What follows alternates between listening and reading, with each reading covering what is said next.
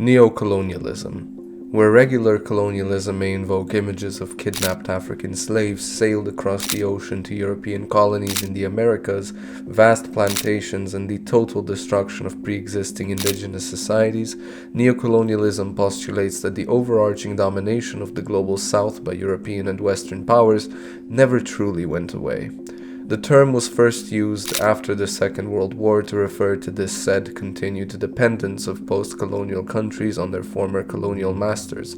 The meaning of neocolonialism has since broadened to apply more generally to places where the power of developed countries was used to produce colonial-like economic exploitation, such as disproportionate concessions in resource rights and the installment/support for brutal yet compliant regimes that uphold the economic order favoring Western countries.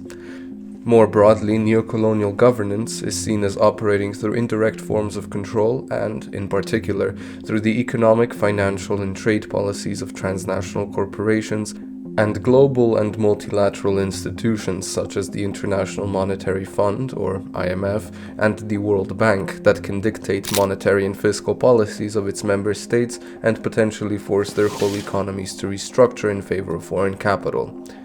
Neocolonialism was coined as a concept by the first post-colonial president of Ghana, Kwame Nkrumah, whereby the state which is subject to it is, in theory, independent and has all the outward trappings of international sovereignty. In reality, its economic system and thus its political policy is directed from the outside. Within Nkrumah's description, we can highlight the pseudo-sovereignty that comes with neocolonialism. Since the decolonization of the African continent after the Second World War, most African countries have not known true economic and political independence. Post-colonial Africa is littered with examples of countries electing leaders that wish to challenge the exploitative neocolonial relationship between itself and its former colonial masters. Kwame Nkrumah himself was considered one of the main anti-colonial leaders of Africa, alongside Patrice Lumumba of the Democratic Republic of the Congo, Thomas Sankara of Burkina Faso, and Muammar Gaddafi of Libya. All of these leaders also met their fates identically, in military coups that were in some way sponsored by large Western powers with economic interests in their respective countries. Each time an African country tried to break away from neocolonial relations with their former masters and attain true sovereignty, they would eventually be put back in their place by the powers that be. In this video, we intend to analyze this paradigm, where the main neocolonial player of our analysis will be France and its relationship with its former colonies in West Africa. We chose this particular region due to its historic and contemporary significance in the debate surrounding modern neocolonialism. The historical imprint of French colonialism in West Africa has left indelible remarks in the socio-economic and political structures of the nations in the region. The exploitation of resources, the imposition of administrative boundaries, and the influence on local cultures have all contributed to shaping the complex post-colonial landscape.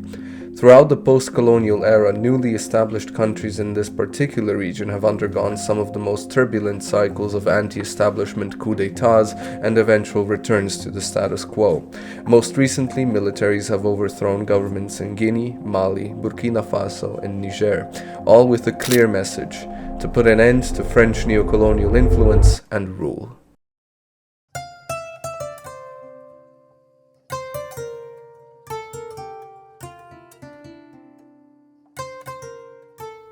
French is the fifth most spoken language in the world. The global community of French-speaking countries where French is an official, primary, or prominent language boasts an impressive 320 million speakers, 60% of whom are in Africa. French is the sole official language in 11 African countries and the second official language in an additional 10 countries in Africa. The French language offers access to information, education, media, and culture around the world. It increases the ease of doing business with external Francophone partners. French language skills also facilitates career and professional opportunities, both locally and globally. Knowledge is preserved in the language of its producers and developers, and as a carrier of culture, language is significant because it controls the way people individually and collectively perceive themselves in relation to others in the world. The colonial governments had recognized that their power over Africans depended not only through material means but through mental control through the school system. Deficient in scope and content, colonial education promoted vocational studies and neglected technology, pure and applied sciences, and engineering. African studies were excluded from the colonial educational curriculum. For instance, the history syllabi emphasized the history of European activities in Africa instead of the history of Africa and Africans. Unquestionably, colonial education resulted in the erosion of African identity and imparted a limited sense of the African past.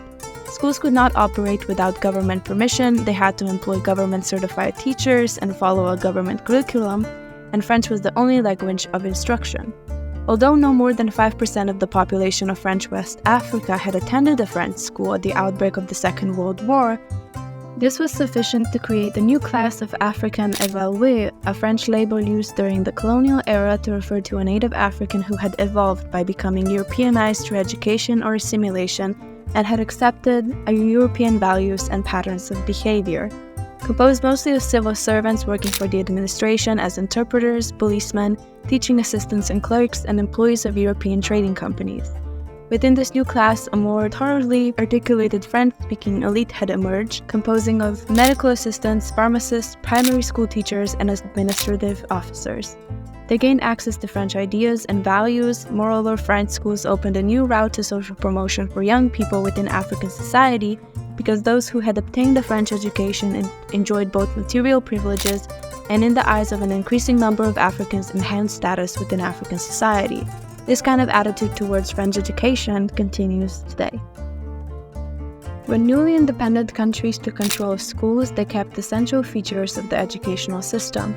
The post-independence African elite that originated from the former colonies was French-speaking, French-educated, and French-assimilated, molded to serve as overseers who would ensure the continuity of the cultural domination and economic control of their colonial master at the expense of their own nation's interests and development.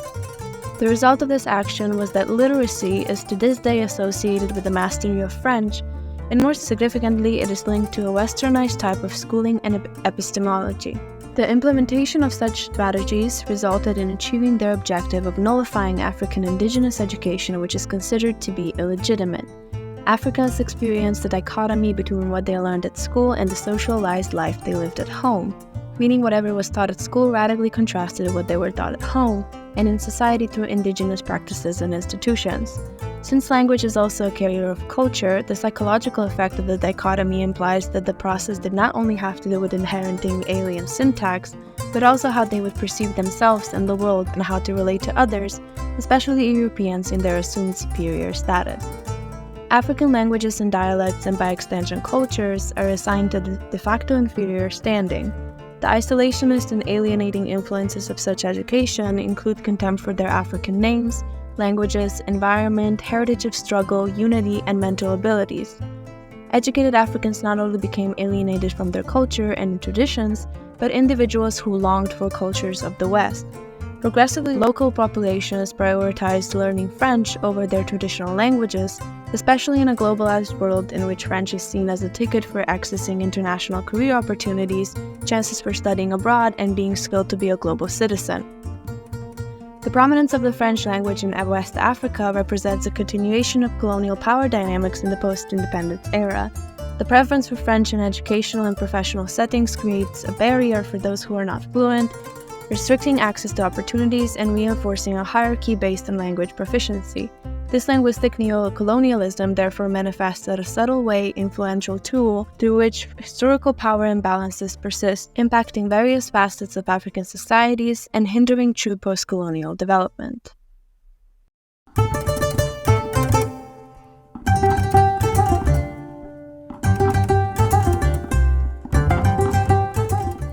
Even while giving up formal control of its colonies in Africa, France is the only formal colonial power that managed to maintain its monetary zone in Africa. France exercises monetary control of its formal colonies throughout the CFA Franc. The CFA Franc, which originally meant Franc of the French colonies of Africa, was born in 1945, when it became the official currency of the French colonies in Africa. The CFA is the currency still used by 8 independent states in West Africa, which make up the West African Economic and Monetary Union. The countries in the Union continue to be embedded in a set of associations that fit very well with Kwame Nkrumah's description of neocolonialism, where post-colonial states are de jure independent but in reality constrained throughout their economic systems so that policy is directed from the outside. We argued that the CFA franc is a clear example of neocolonialism in West Africa, actively contributing to increased dependence and underdevelopment in the region. According to the colonial perspective, the CFA currency is effectively an instrument of control that prevents the development of African economies. The relationship between France and West African countries using the CFA franc appears to reflect lingering economic dependencies and power imbalances reminiscent of colonial era dynamics. Firstly, the absence of monetary sovereignty is evident, as it is imperative that all the decisions concerning the CFA franc are taken, because the central player in this system is the French treasury, which depends on the French Ministry of Finance. This lack of autonomy proves challenging for West African countries in managing their economies and responding to unexpected economic shocks. This also reflects the concept of pseudo-sovereignty, since West African countries under the CFA zone have the legal status of international sovereignty, but their economies are controlled by outside powers of the global north, in this case, France. Secondly, the fixed exchange rate, whereby the CFA franc is tied to the euro, can be understood as mechanisms that reinforce economic ties favoring France. This agreement significantly restricts the autonomy of African nations, limiting their capacity to devalue their currencies and consequently impeding their ability to boost exports and improve their balance of payments. Furthermore, the neocolonial character of this relationship is reflected by the mandatory repatriation of 50% of foreign reserves to a French treasury account. Criticism has been directed at this requirement, highlighting its negative impact on African countries' access to their complete foreign reserves and hindering their ability to utilize these resources for developmental purposes. The CFA franc, in addition to its economic implications, plays a pivotal role in facilitating the exploitation of raw materials, thereby strengthening France's industrial and economic interests. Furthermore, the CFA franc provides France with privileged access to strategic raw materials extracted from the African continent.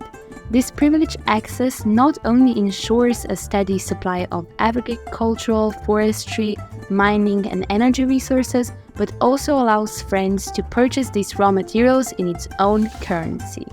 This arrangement has proven critical, especially in a global economic landscape where the dollar serves as the primary currency for international trade. The CFA franc's role in facilitating low-cost imports of vital raw materials like uranium and oil contributes significantly to maintaining France's status as a global major power. Beyond economic advantages, the CFA system also serves as a tool for exerting pressure, repression, and control, enabling France to guide the trajectory of the African states within the franc zone. Additionally, the stability and size of these overseas markets maintaining throughout the CFA system continue to serve as a significant outlet for French exports. Thus, the CFA franc emerges as a complex instrument intertwining economic, industrial, and geopolitical interests for France in the relationship with the African franc zone. The economic influence and resource exploitations fosters a power dynamic that extends beyond the financial realm, shaping cultural interactions and relationships. The asymmetrical economic ties between France and the CFA franc countries may contribute to a sense of dependency, impact on cultural identity, and autonomy. The CFA currency has been the subject of many controversies over the years. In 2019, protests erupted in West African countries against the currency, with demonstrators calling for an end of the CFA franc and for greater economic independence. Furthermore, in 2019, Benin president called for the CFA Franc to be replaced with a new currency that would be managed by West African countries. He argued that the CFA Franc was a relict of colonialism and it was time for African countries to take control of their monetary policy.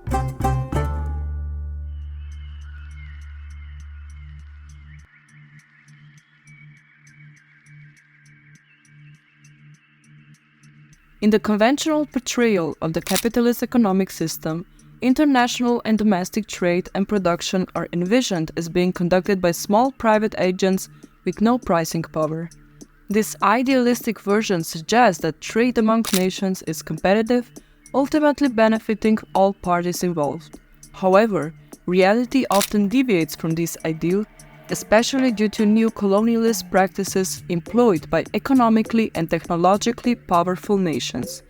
Neocolonialism involves domination and exploitation perpetuated by former colonial powers to maintain control over weaker nations, primarily through economic, financial, and military means. This leads to economic insecurity for weaker nations, making them vulnerable to unfair international trade practices, which can ultimately jeopardize the sustainability of the capitalist system. Among the former colonial powers in Africa, France has maintained the most profound political, social, economic, and cultural ties post-independence, with resource exploitation serving as a key element perpetuating this interdependence. Let's delve into the case of Niger to illustrate France's exploitation. Niger is exceptionally rich in uranium deposits, a key component for nuclear power and weapons. As of 2023, Niger was the world's 7th largest uranium producer, with its largest mine, Sommer, ranking 5th globally in production, contributing to 5% of the world's total uranium production. Notably, 63.4% of Sommer is owned by the French company Urano, and 36.66% is owned by Sopamin, managing Niger's state participation in mining ventures.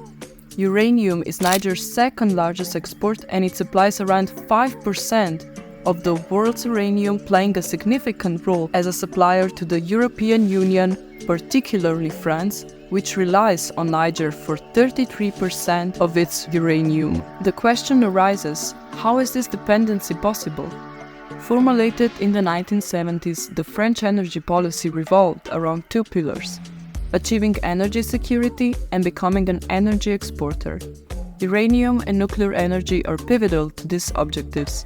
France leads the world with over 70% of its total energy production coming from nuclear power, making its largest net electricity exporter globally. Uranium provides nearly 1/3 of France's electricity needs, making the French government heavily reliant on Niger for the operation of its extensive nuclear power system.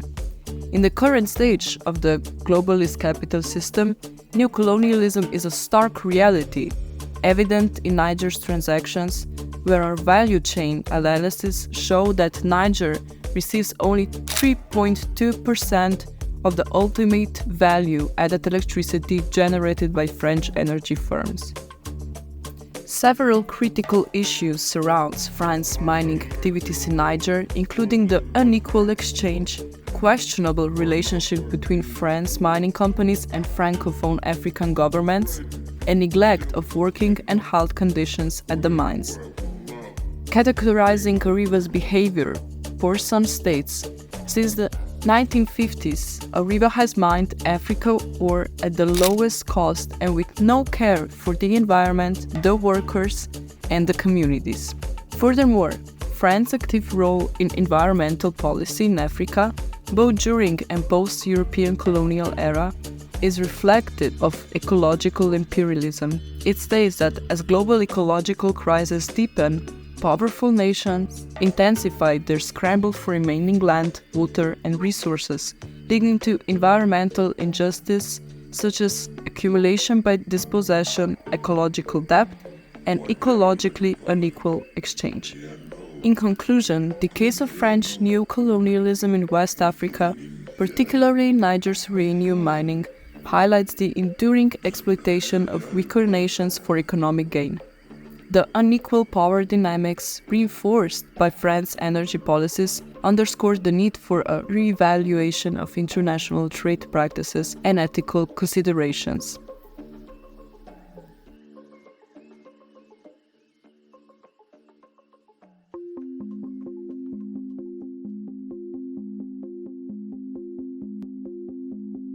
In the discussion part, we will conduct our analysis from a critical theory standpoint. The goal of this part is to highlight a new actor in the context of anti-colonialism, the Western youth. Here we wish to emphasize what we understand as anti-colonial anxiety.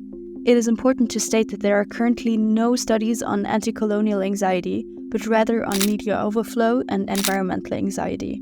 Moreover, the term anti-colonial anxiety per se is a neologism and does not yet exist in this sense. Therefore, we bundle it from the definition of anti-colonialism and anxiety. Through this, anti-colonial anxiety refers to a sense of unease or discomfort stemming from the historical legacy of colonialism and its ongoing impact on societies. It encompasses the awareness of the injustices, inequalities, and cultural imbalances resulting from colonial practices. By interviewing different individuals, we tried to grasp the effect of anti-colonial anxiety, media overflow, and negativity in the news. Despite the small and admittedly skewed sample of political science students, all of our respondents have experienced the emotions of overwhelmedness, guilt, distress, and anger when hearing the news and dealing with them in different ways. The first question that I have for you is, do you follow the news? I try my best to follow the news. I think it's important if you're politically active, and I think everyone should follow the news. It's the minimum thing you can do to gain knowledge, I guess, of the world. Yes, I follow the news on the daily basis. Religiously. Yes, I do. So how do you feel about watching the news or reading news? It's kind of like smoking, I feel, because I keep doing it and I can't stop, but I'm very well aware that it's not good for me. I guess it depends. I mostly follow conflicts, so like currently with the Gaza situation, it's pretty, I'm pretty involved. Well, usually more negatively than positively, honestly. Probably because they report mostly negative news as well. The news makes me often feel stressed and helpless, especially because of how news is constructed today to create a shock, so you would watch more news. So yes, it's often overwhelming. Have you ever been overwhelmed when you have watched the news, heard the news, and how have you dealt with that? Oh, absolutely. I wouldn't say overwhelmed. Most of the time I'm whelmed, but at times it does get a little overwhelming as well, especially when I'm reading about like all the conflicts going on in the world and all the suffering, pain, and I feel like there's nothing I can do about it, and it causes, feelings of hopelessness and fear and guilt. I like to debate the themes over with my colleagues because it makes it easier to digest and think about, and then emotionally degrade it down to basic things that you can realize that are okay, well, I can actually do or not do something about it. It can get like pretty depressing and you feel hopeless, but I think it's important that you connect with other people that feel the same way. Maybe the most accurate way to describe it would be distaste for humanity in general. Do you think that the Western world is liked in other parts of the world? I think that the global South does not like the West because of what it's done to it, to the global South in the past and what it's currently doing to it, from resource stealing to people stealing to culture appropriation to the destruction that we cause to the global South in general. It depends which social class you are. If you're a higher social class, then I would assume that you like the Western world. But if if you come from a working class, from Bangladesh or like China, I would assume that you hate the Western world because of the exploitation. I think I remember seeing a poll done by either YouGov or another American polling firm that showed that across pretty much all countries that are not in the European Union or like Japan, South Korea, and Australia, the number one cause of, death, agony, and aggression in the world is considered to be the United States. Yes and no. I think a lot of people are interested culturally, and mostly culturally, I guess, in terms of ideas, technology, that kind of thing. West is very popular, I would say, but in terms of policy and Western leadership, quite the opposite. And the last question that I have for you is, do you think that the younger generation is in general more peaceful and also more advocating for peace? I would say that this phenomena is mostly present in the Western world. In our area, in our country that I can speak for, I would say definitely there's a big difference between younger and older generations, but elsewhere I couldn't say. My personal opinion is that is not the case. I know that younger people who are in academia and are surrounded with people and live in our own bubbles, think that every younger person is progressive. But when you go out into the actual world, and to the rural areas, to the villages where I come from, and talk to younger people who still have racist beliefs, still believe that intrinsically we, let's say white or Europeans, are better, that we deserve what we have because we were smarter. I don't think that we are as progressive as we think, and I still think that the ratio is there that it was like 50 years ago. I'd say that young people haven't given up on fighting for peace. I mean, of course, everyone is an abstract in favor of peace, but young people, we're the ones who are going to get drafted and sent to the front lines if all-out war breaks out in the world. And ultimately, we also haven't been beaten down through generations of media conditioning into thinking that war is necessary. And I think that's why the answer is yes. We identify as anti-imperialists. We want colonialism and imperialism to end and for countries to develop on their own accord. But the more we are educated about different frames, the more we realize how every dynamic still plays into the hands of the Western world. Wars are carried out somewhere else, economic deals are prioritized over peace and development. Although theoretically there is no hierarchy of the countries, we see that the strong ones seem to succeed every time. Globalized structures were formed through colonialism, and they have not changed. Profiteers of former colonial powers or economic powers that became rich on the expense of others. This hidden agenda, found out slowly, leaves us with the feeling of disappointment. From the nationalistic feeling that our country is good and will make the world become a better place, to the realization that most of the world's problems are perpetuated by our countries. The range of emotions leads to frustration, anger, sadness, and helplessness. In a system where there is no global control and the objections we may have are laughed off with the passiveness of "that's just how it is, be glad that you don't have it like that," we as young individuals end up losing hope.